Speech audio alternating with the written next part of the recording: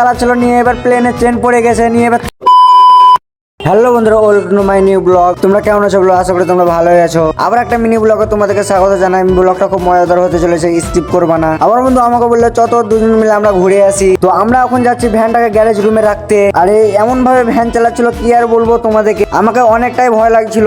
আবার সময় সময় ভ্যানের চাকা উঠে যাচ্ছে, এমন ভাবে ভ্যানটাকে চালাচ্ছে ও। আর ভ্যানটাকে এমন ভাবে চালাচ্ছে মনে হচ্ছে প্লেন চালাচ্ছে ও। আর বন্ধু, এই আমার ছোট্ট ব্লগটা যে এখন লাইক করুন, একটা লাইক করে দাও। আর হ্যাঁ, তুমি যদি এখন আমাকে সাবস্ক্রাইব করো তো সাবস্ক্রাইব করে নাও মজাদার ব্লগ দেখার জন্য।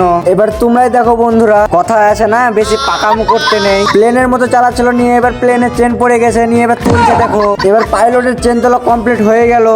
বাপরে, পাইলটের সিটে বসার ঘটাটাই দেখো। এটা বটে সত্যিকারের ভ্যান ও প্লেনের পাইলট বটে। এবার হয়তো ভাই তোমরা এবার বলবে দুটো জিনিসের নাম কেন করলা। হ্যাঁ ভাই, আমি সত্যি করেই বলছি, ই হলো মিনি পাইলট। তো আমরা এবার সোজা চলে গেলাম প্লেনটাকে গ্যারেজ ঘরে রাখার জন্য। তো এটাই হচ্ছে প্লেন রাখার জন্য গ্যারেজ ঘর। তাহলে বন্ধুরা ভিতরে যাওয়া যাক। গ্যারেজ ঘরে রাখার জন্য পাইলট এবার প্লেনটাকে নিয়ে যাচ্ছে। তো বন্ধুরা, পাইলট ভাই এবার প্লেনটাকে গ্যারেজ ঘরে রেখে দিল।